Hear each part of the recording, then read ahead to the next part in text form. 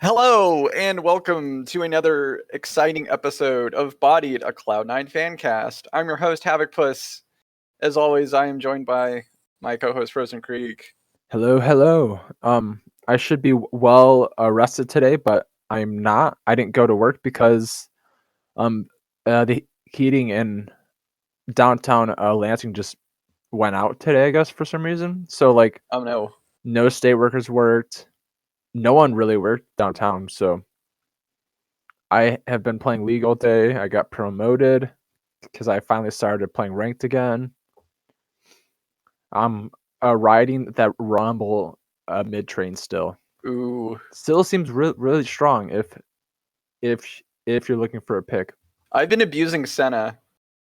I usually have a really good KDA, but sometimes my team will kill themselves, and then it'll be like you'll see like a bunch of people that fed a lot, and then you'll see like the bot lane will do really well and be like, "You guys, I'm like 4-0. What are you doing?"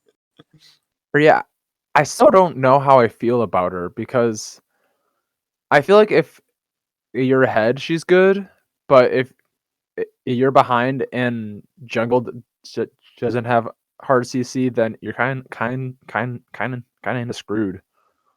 But that's I just mean, in that's my experience. I mean, that's honestly like any bot lane, to be honest. Like, there's not many bot laners that you can really look at and go, like, oh, yeah, if you're behind, you'll be okay. You know, it's Or well, like maybe if Ezreal. LSR you can run in and knock some people up. Thresh and Leona are worthwhile, but as a center support, I feel like it is okay, but it needs to be supplemented Oh, around I the was map. talking about AD carry. Oh, okay. Yeah, Senna AD carry is super strong. She does a lot of damage, and it's the safest lane I've ever played, and it feels great. Okay, well, I guess I don't know because I play runnable mid, so I'm a dirty picker, You setting dirty, things dirty player. on fire. Press W, Q, run somewhere else, press R, flash Q, and then walk back Q, W. It's pretty fun. It sounds fun, but Frozen, we got a show to do. The show's not about us; it's about Cloud9. Uh, Alrighty. so let's get the show on the road. The first little tidbit of news we have is just a thing that C9 announced that Mixwell has officially left Cloud9. He was kind of listed as like a sub or like a sixth player, but it looks like they've released him. You know, and I don't think there was any illusion that he would ever probably play as a starter, since we have the ATK boys. So that, you know, it was kind of expected to happen eventually, but that was like official. So I just kind of wanted to put that tack that in there in the beginning. Yeah, it was a matter of time, I think. Yeah. We also suffered a bunch of losses over the weekend. Dota 2 in their debut lost in the quarterfinals at the ESL Los Angeles SEA qualifier. That like it was weird because their matches were all at like 4 a.m, so I didn't get to watch any of them. But what was also weird was like, so they lost in the quarterfinals, but the quarterfinals weren't best of 3; it was just best of 1. So if you lost, you were just out. Which I personally I find kind of weird. Just like if you're doing a bracketed thing and you get to like the quarterfinals, why would you not make it like best of 3? Right? I feel like all MOBAs should be like best of 3, at least in like a bracketed quarterfinals and up sense, just to ensure that like the team that's winning is should kind of like deserve to be there, rather than like, oh well, we had a bad draft or we made some mistakes and we lost this game and now we can't go and maybe qualify for this event that we maybe could have qualified if we didn't lose that one game. Yeah, especially in like a short game when it's only like 40 minutes or so, that there's not time to play maybe two more. Yeah, it may have been. I don't know why they didn't do it. It could have also been like time constraints for the event. Yeah, who knows? But it was kind of sad to see that, like, oh man, we got a Dota 2 team. I can't wait to see them play. And then I missed them play. And also, they lost in the quarterfinals to immediately, qualify for an event. Oh well, I guess. Hopefully we get to learn when they play again soon. I don't know when that is, but hopefully I'll keep my eye out and inform all the lovely people at home. Moving on to our next loss. Rocket League started off the season with a pretty disappointing 0-3 to E United in their first match. I'm not sure if you saw it, but I did. I did not. The team looked all over the place. They did not look like the Cloud9 that won a world championship or the Cloud9 that's usually top 4 at big events. They were all over the place. They were struggling to play defense and to score, and it looked like, I think I saw, at least in the Cloud9 Discord, some people were saying how it looked like the team was maybe just not trying, or they were maybe burnt out or something. I don't know. I can't remember, but it sucks to see the Rocket League team of all the teams struggle. I hope they pick it up, but it would definitely suck to have this team and then fall off that much. Yeah, and they were questionable last year, weren't they? They had to do a thing where they had to play through the relegation tournament to get back into the league, which was also pretty surprising considering it's like you're Cloud9 now. Why are you guys playing so bad? Why are you why are you having to go through the relegation tournament to begin with? Yeah, but, and it's not like there's like a bunch of patches and such to screw them up. No, I don't imagine that Rocket League changes all that much on a fundamental level. It's not like they're adding in a bunch of new mechanics like League of Legends or Overwatch or something. It's still cars, and they still try to play soccer. Exactly. So, kind of weird to see them struggle, but I guess it has been a long-term problem also. It's kind of been they sometimes get up and down. I'm not sure if they just need some more motivation or what, but hopefully they can pick it up. I really don't want to see anyone like leave, because this is a pretty big household name roster, and I really don't want to learn another player's name. And they're our longest serving like intact team too, I believe. Yes, yeah, I believe you are correct. They are Cloud9's which I guess longest isn't roster. Really saying much, because every roster normally gets changed every year, but it's still something. Yeah, but hopefully the team will get better. Did you watch Overwatch League? Because I sure did. No, I was going to on Sunday, but my girlfriend's computer broke, so we went out and bought a bunch of new parts and rebuilt our new computer. So, okay. I did not watch it because of that. I was too busy. Well, I did, and golly gee, yeah, I was gonna say, it sucks having a new team. Yeah, I don't think I really missed all that much. So the N1 XL game that was on Saturday was actually fairly exciting. Like we lost 1-3, but it looked like the team was actually playing to their level, right? And like if they were like a more seasoned practice team, we actually could have won at several points. So that had me really excited. But then we played against Paris the next day, and we just flopped and looked, we didn't look that great. And that's to be expected. It's a team full of rookies, and I don't want to be too harsh on them, since it's literally your first day on stage. You've been a part of the team for like 2 months. There's not a lot that I want to go in on, but there were some bright spots, like Babel and Glister and Bernard looked good. J-Mac, who plays the main tank, I think he might need to get swapped out, because he just really struggled. Like he was pretty much only playing Reinhardt. And that seems to be what the meta is. It's like main tank Reinhardt, and then you have either like a Diva as your off tank or maybe an Orisa. I think one game during the Paris match we saw them pick Sigma, and then when for Lunar Colony for like the first half when New York was playing on offense, they chose Winston, but JMac seems to only play Reinhardt. I'm not sure if that's meta, so that's what he's playing, or if he's confined in his hero pool only to Reinhardt. But he would always just get out of position. He'd die right away, and that causes problems. The team synergy doesn't seem to be all that there yet, which is expected. But it kind of sucks to see. Oh, we're dying with ult, so we're just not getting enough healing across to really, keep the team alive, or when we have an advantage, push the advantage, or when we have to play defensively, we're not doing a good job of that either. So the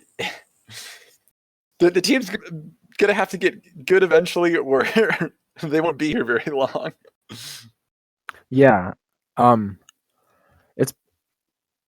it's been a long time since I've played Overwatch because I totally forgot that Sigma was in the game because I haven't played a game of Overwatch since Sigma was released.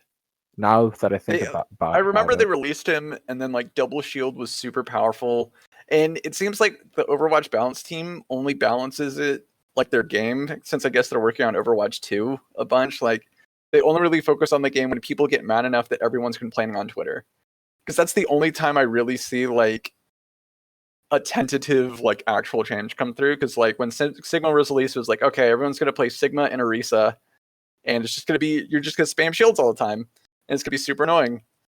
And then I think they nerfed Sigma into the ground, and then they gave a really big buff to D.Va. So it's like, okay, now everyone's gonna play D.Va, because they nerfed her jump jet cooldown, so she can just fly like all the time and be super annoying. So it's another classic, like Blizzard doesn't know how to balance a game, and they go in one extreme direction, then just go to the other for a different character. To be fair, I feel like Overwatch's balancing was always kind of like that. I think the issue is that they don't consider the ramifications of adding a new mechanic, because like, who was the first like hero that they introduced outside of the original? Like new one, or like the first like a new hero they put in the game. Or was it Ana? Let's see. Let me see this. Ana. Okay, yeah, the first one was Ana, or Ana, I guess, however you want to pronounce it. So like Ana was just like, okay, so you have like another like ranged healer. She can kind of give you a buff, but it's nothing too game breaking. And then you go with Sombra, but then Sombra's like, she has invisibility. She makes it so you can't use like abilities. She has a teleport, so she could like, if you're really good enough, like you basically just don't die, because you do some damage, you zoop back to the healing pod, you come back out again, and then you just do that to farm ultimate like really quickly and easily. And then you have Orisa, which Orisa is fairly balanced. It's just another shield tank, but a little different. Doomfist, then you get into this whole thing of like knockups and crazy combos. Moira has like, she can be a support but also deal damage. But then I think where they fell off was with Brig, because Brig, you're adding a stun, a knockback, plus she can give other people armor, and armor has been, at that point, was broken for a really long time. And like armor didn't like go away after a certain point, and it, they like giving it away like had like, I think, the same values as regular armor or something. It was really weird. But like armor like made the game just like unplayable, and then you had like the goats thing, and then Wrecking Ball, and I don't think anyone cared about Ashe enough to play her. But you had Baptiste and Sigma, who each had like their own overpowered kind of element, and so they're just adding an element after element that's different from anything that was before, but also, it makes the game in a completely different way than before. So they're not staying true to what it was in a hero shooter in the first place. And I think that because they keep pushing it in this new extreme direction, it makes it like almost impossible to balance. Or yeah, and part of it is that They don't seem like they want to do the work to balance it either. Yeah, it's definitely, I feel like a fairly like lazy, like half focused way to balance it, and it might be part of that is just because they probably had plans like, okay, we're gonna do Overwatch 2, and so everyone dropped Overwatch really, and you probably have like a very small like skeleton crew working on balancing for Overwatch, while the main development portion for that team is towards Overwatch 2. Yeah, I feel like they've done a questionable job overall, but what do I Yeah, know? I I stopped honestly, I playing it. think the most questionable part about Overwatch or Overwatch League is the production, because by God, it was awful. I mean half their Oh, they like their talent. yeah talent's the word I'm thinking of. See, I'm not even talking about like interview, on stage talent, desk talent. I'm talking about legitimately we are going to broadcast the game production. Like, there would be a fight, and then all of a sudden the Cheez-Its crunch time graphic would just show up. You'd still have the audio, so you'd hear the casters saying what's going on, but you could not watch the fight for a good like 3 to 5 minutes because we just have this Cheez-Its graphic, or like graphics would just kind of be showing up randomly.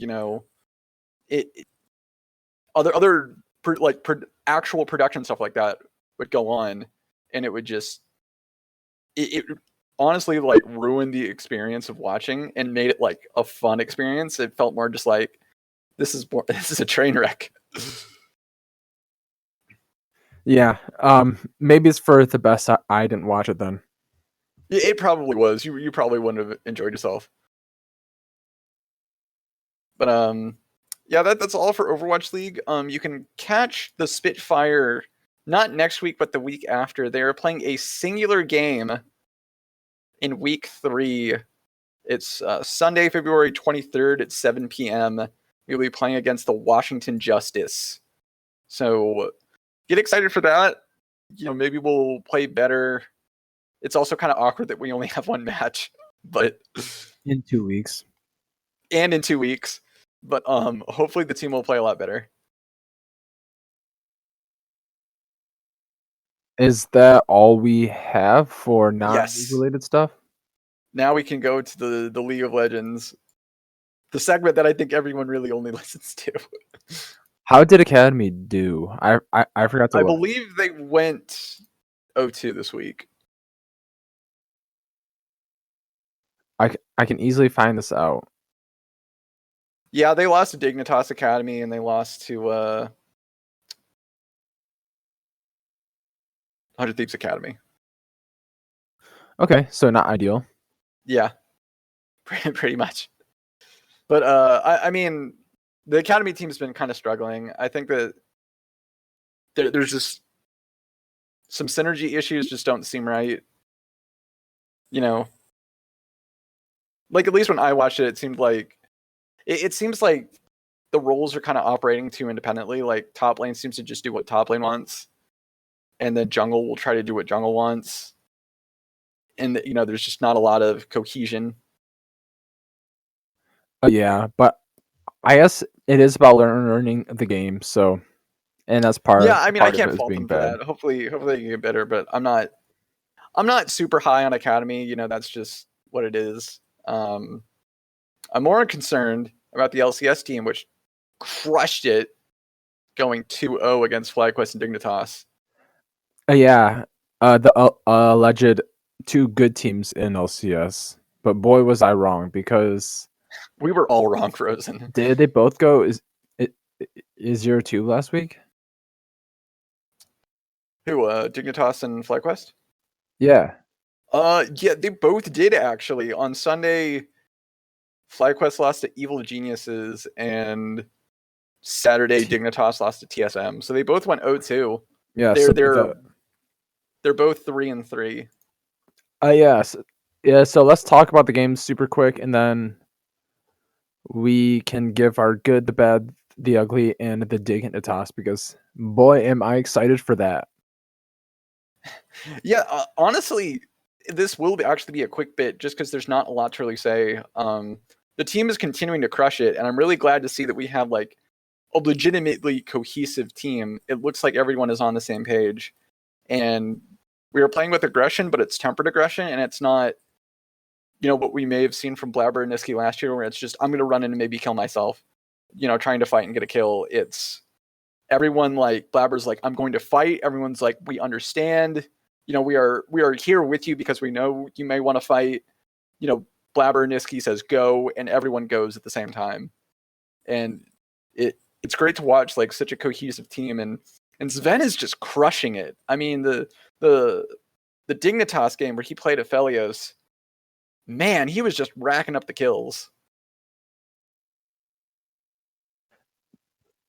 Or not against Dignitas. FlyQuest. FlyQuest was the one where he was crushing it. Or he got Aphelios both games. I think he's gotten Aphelios or Senna every game so far, and Senna got nerfed, I think. So, that would be for next week. So I guess the nerfs to her honestly aren't that bad either.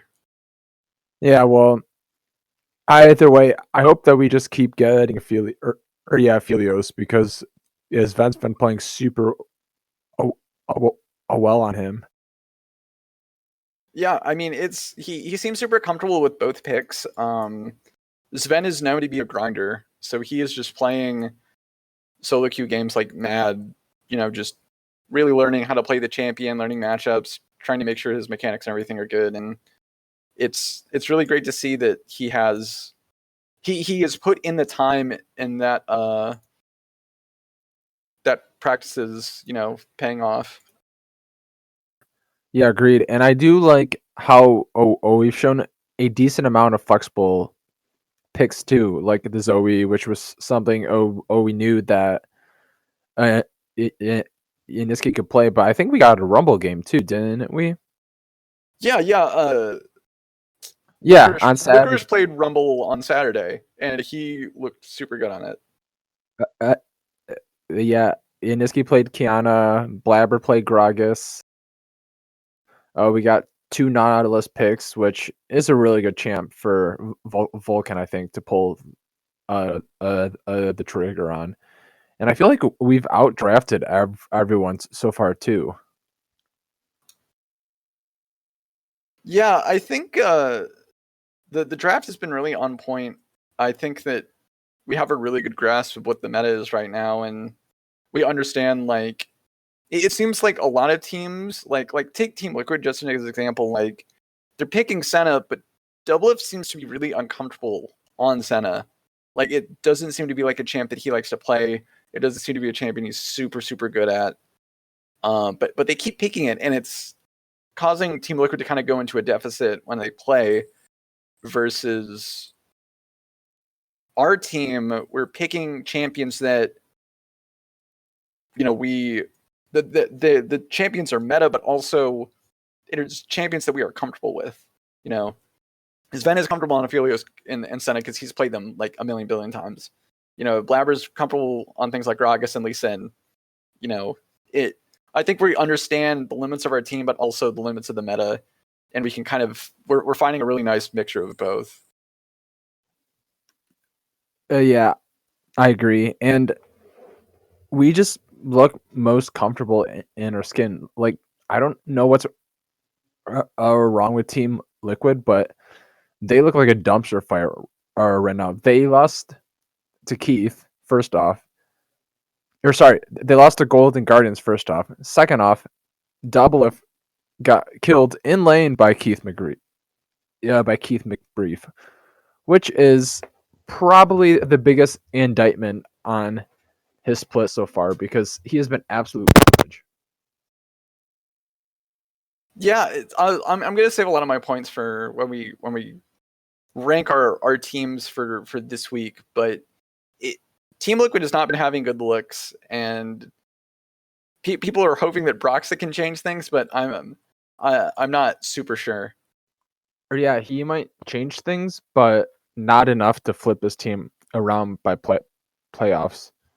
I mean, Yeah. luckily for them, spring literally does not matter at all. So it doesn't matter to them if they do bad.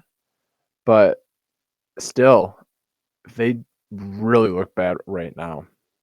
Yeah, it could definitely cause some problems down the line. I honestly don't think we have a lot really to say left about the matches. We're just going to be praising the team for the for another 5 minutes. Let me just announce the matches for next week, and then we can rank the teams. Saturday, February 15th, Cloud9 plays against TSM at 6 p.m. Mark that one down on your calendars because it's going to be a big rivalry game. It's going to be really exciting.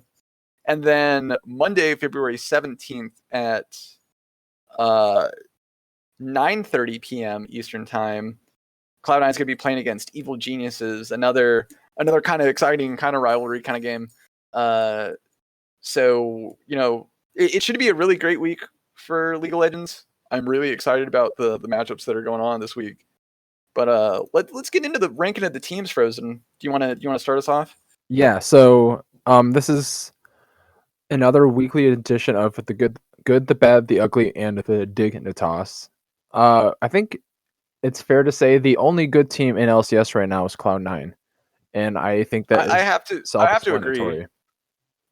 Biases aside, I think that from not only a statistical point of view, but from just a team cohesion and look and performance point of view, C9 objectively, and this is coming from other big people as well. Again, C9 is the only good team in the LCS right now. Oh yeah, agreed. We have the most kills over TSM by 17 kills. We have the least deaths, 22 to TSM's 45 deaths, and their second, lowest. Our gold difference at 15 is ridiculous. It's 2,279 at 15 minutes, which at that point is almost a free win. So Yeah, I can't list many teams I think that could stop us, at least if we hold this form. Oh, we've gotten the first dragon every game. We've gotten 83% of heralds. Like, I thought the dragon and herald thing was gonna be more of like a trade based on the game, but Cloud9 No, is just it's getting literally like everything. 8 minutes. It's literally 8 minutes on the dot. Everyone rushes to Herald to get the first Herald. Yeah, And then like once that's done, you wait for Dragon to spawn, and then you race to Dragon, and then it's like, okay, Herald number 2 is spawning, and then it's like everyone races to Herald again. So it's really just everyone like racing to these big neutral objectives once they spawn to give the team like crazy advantages.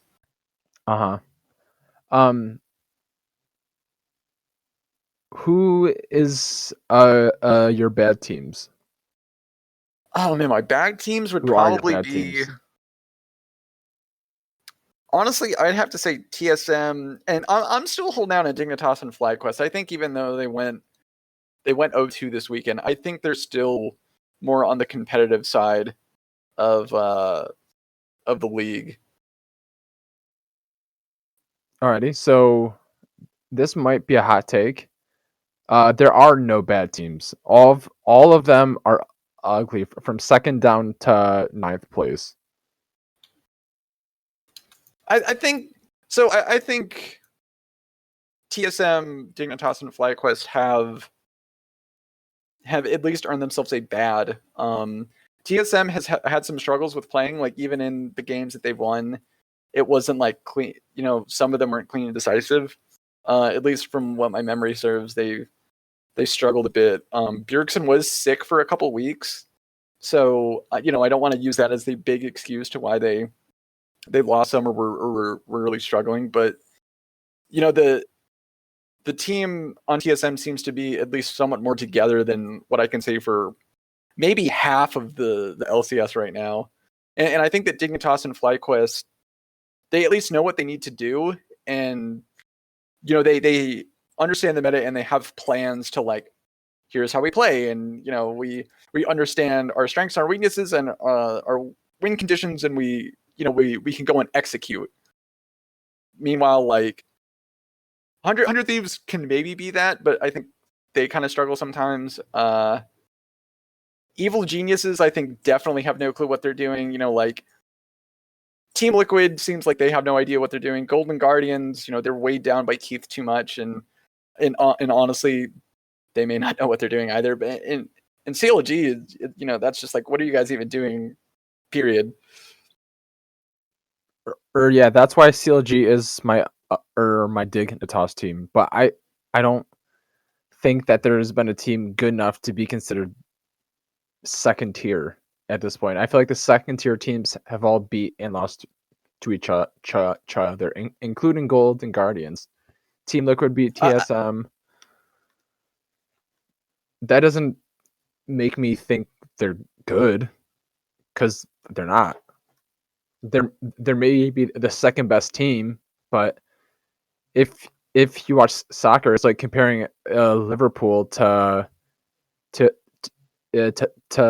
Leicester, who they beat 4-0 on the road earlier this year. Like, Leicester's in third place. They're a really good team, but one team is just that much better than everyone else, and I don't see a reason to give anyone a bad tag if all of them are ugly. Like TSM's average game length.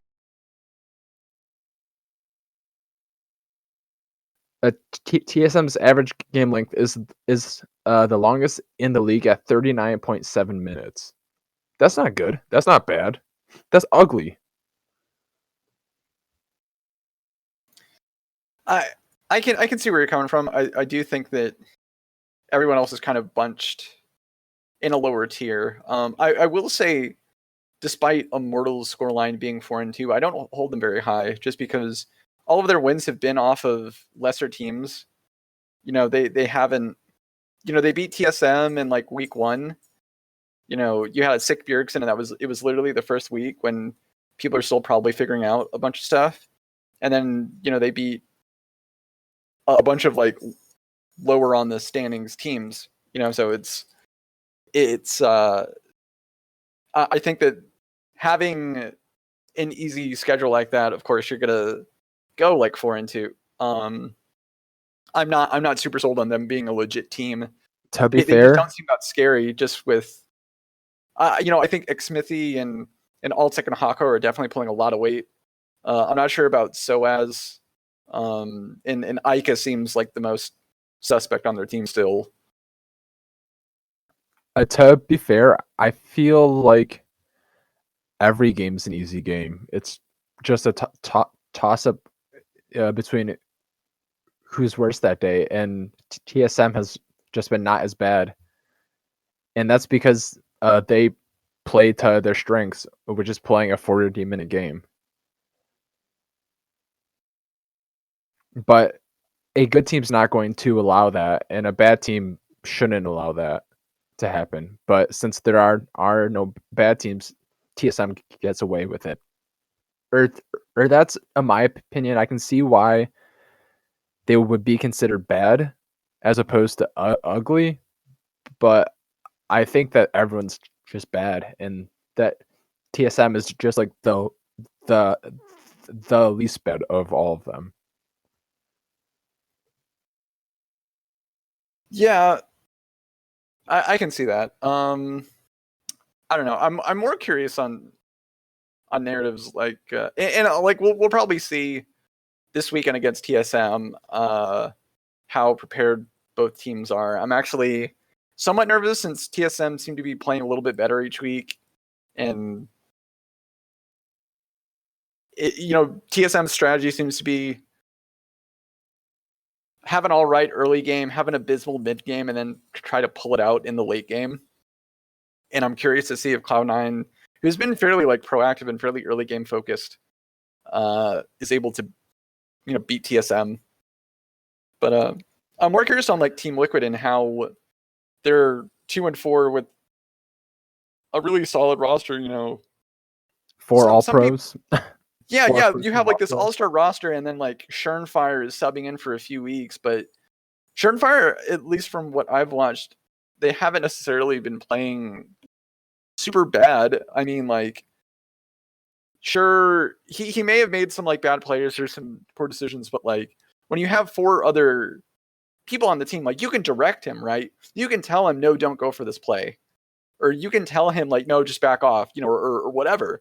Like, if Schernfire is gonna die, it's because I would assume at least he says like, hey guys, I'm gonna go in, and Jensen or Doublelift or wherever saying like, yeah, go, and he goes. I think that maybe a lot of the success that Team Liquid has maybe made players like Doublelift maybe a bit complacent. I think also the meta seems to be in a weird spot that no one's really comfortable with on Team Liquid, and I'm curious to see if Whippo can actually solve their problems, or uh, or if they're still gonna struggle. Yeah, and it's not a short-term fix. I don't think. There might be like a honeymoon phase where they come out and win 3 straight, but I'm not sure if they can even make the playoffs. I guess that's not fair because everyone is bad except Cloud9, so there's a lot of wiggle room to move up now. So I wouldn't be surprised if they didn't make playoffs, but I would probably bet on them making playoffs still after a couple of weeks with Broxa. Yeah, I don't know. We'll have to see. I can't see the future, so I'm never like 100% certain about anything. But if you don't have anything else, what are your predictions for this weekend? I think anything other than a 2-0 is disappointing. I think if we were to play both these games 100 times, we'd beat TSM 85 of those times, and Evil Genius is 90 to 95 of those times. So I think there should be wins, and I'm not entirely sure that either of them are going to put up too much of a fight. I think I could see it being a 1-1. I could see us losing to TSM at least.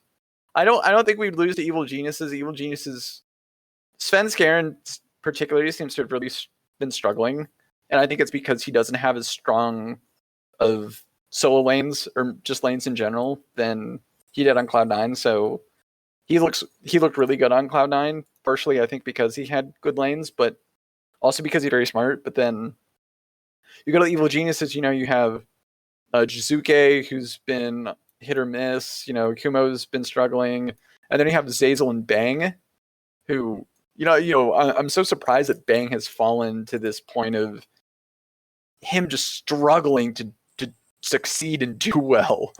But it's Bang and Zazel, so that's a really weak bot lane, and you have like coin flip solo lanes. So I think he's really been struggling, and I think the team struggles off of that. And I think we should be able to win against Evil Geniuses. I think we're just much more stronger on an individual basis as well as a yeah. Or yeah, I think the only way that we lose to TSM is if they pull out a little bit of cheese and play some super early game comp and try to wiggle out an even game at 20 minutes or be 2 to 3,000 gold ahead. But even then, I still feel like Cloud9 is just better, so they should still win. Yeah, but I could see that. But we are still pretty young. Besides Sven, everyone is early 20s at the latest, so there's a room for complacency to creep in or bad decisions, and something could go wrong. But I just don't see why it would be anything but a 2-0 this weekend. Yeah. Well, we'll have to see. Do you have anything else? Nope, that would be it. All right. Well, thank you very much for listening, everyone, one and all. Make sure to follow us on Twitter at C9 Bodied. And we'll see you again next time. Yep. Bye, guys.